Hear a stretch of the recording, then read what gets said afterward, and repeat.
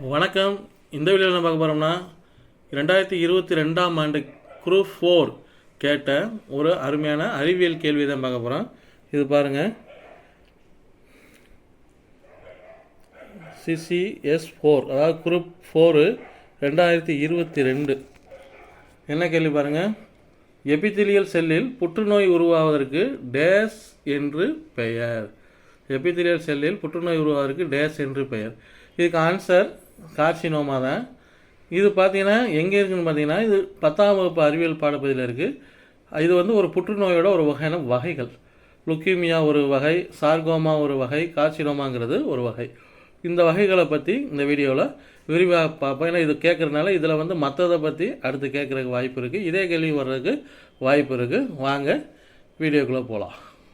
பாருங்கள், 10ஆம் வகுப்பு அறிவியல் பாடத்தில் 21ஆவது பாடத்தில் புற்றுநோயின் வகைகள் அப்படிங்கிற டாபிக் இருக்குது.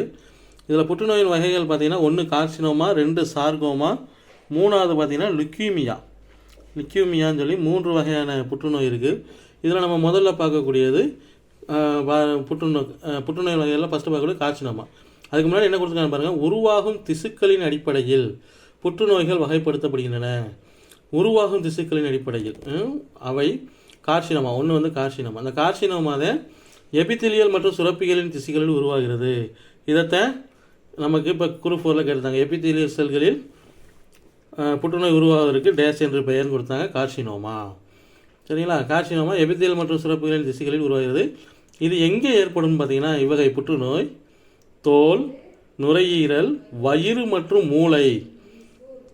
இவ்வகை புற்றுநோய் தோல், நுரையீரல், வயிறு மற்றும் மூளை ஆகியவற்றில் ஏற்படலாம். 85% புற்றுநோய் இவ்வகையை சார்ந்தவை. சுமார் 85%. 100 பேருக்கு புற்றுநோய் இருக்குன்னா 85 பேருக்கு என்ன மாதிரி புற்றுநோய் இருக்குன்னா இந்த கார்சினோமா தான் வருமா. தோல் புற்றுநோய், நுரையீரல் புற்றுநோய், வயிற்று புற்றுநோய், மூளை புற்றுநோய். சரிங்களா?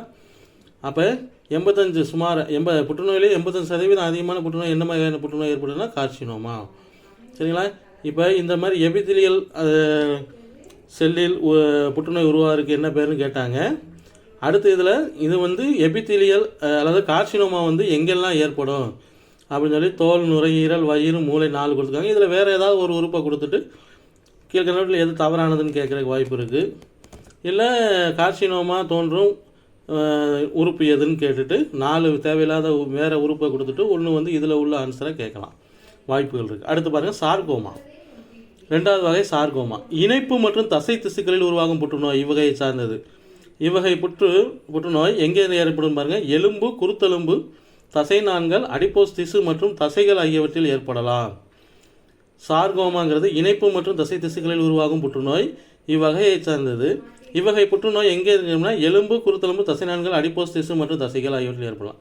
இதில் வந்து பார்த்திங்கன்னா மிக மிக கம்மியாக 100ல் 1, அதாவது புற்றுநோயில் 1% தான் இவ்வகையை சார்ந்தது அப்படின்னு சொல்லி கொடுத்துருக்காங்க. சரிங்களா? அடுத்து 3வது வகையை பார்த்துட்டு அடுத்து என்ன கொடுத்துருக்கான்னு பார்ப்போம். 3வது வந்து லுக்கியூமியா. இதில் பார்த்தீங்கன்னா இது எங்கே ஏற்படும்னா எலும்பு மஜ்ஜை. லுக்கியூமியானா எலும்பு மஜ்ஜை மற்றும் நிணநீர் முடிச்சுகளில் இரத்த வெள்ளை அணுக்களின் எண்ணிக்கை அதிகரிப்பது இதன் பண்பாகும். இதுக்கு பேர் வந்து இரத்த புற்றுநோய். அப்போ இரத்த புற்றுநோய் எவ்வாறு அழைக்கப்படுகிறதுனா லுக்கியூமியா. லுக்கியூமியா என்பது இரத்த புற்றுநோய். மாற்றி மாற்றி கேட்கலாம். சரிங்களா? இதோட பண்பு என்னென்னு பார்த்தீங்கன்னா எலும்பு மஜ்ஜை மற்றும் நிணநீர் முடிச்சுகளில் இரத்த வெள்ளை அணுக்களின் எண்ணிக்கை அதிகரிப்பது இதன் பண்பாகும். இது இரத்த புற்றுநோய் என்று அழைக்கப்படுகிறது. பொதுவாக காணப்படும் இவ்வகை புற்றுநோய் 15 வயதுக்கும் குறைவான குழந்தைகளில் பாதிப்பை ஏற்படுத்துகிறது. பார்த்தீங்களா? இது வந்து கூற்று மற்றும் காரணங்கள்லாம் கேட்கலாம். லுக்கியூமியா என்பது இரத்த புற்றுநோய் என்று அழைக்கப்படுகிறது கொடுத்துருவாங்க.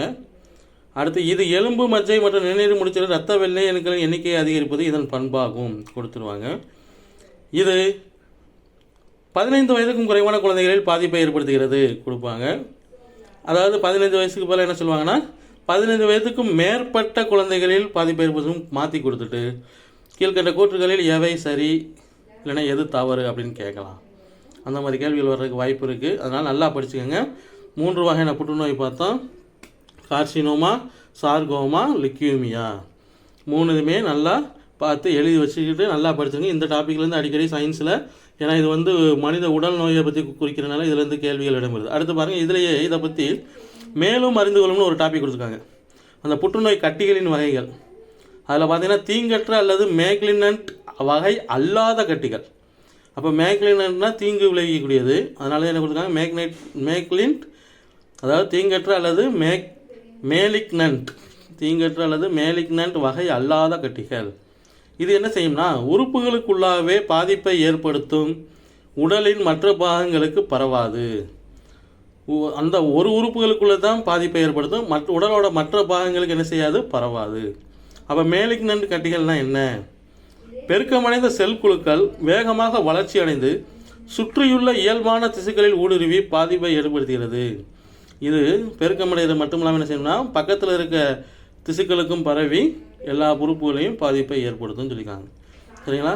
இதுதான் புற்றுநோயோட வகைகள். இதுலேருந்து கட்டாயமாக டிஎன்பிஎஸ்சி டிஇடிலையுமே கேள்வி வருது. பார்த்து பயன்பெற வாழ்த்துக்கிறேன். வாழ்த்துக்கள். வணக்கம்.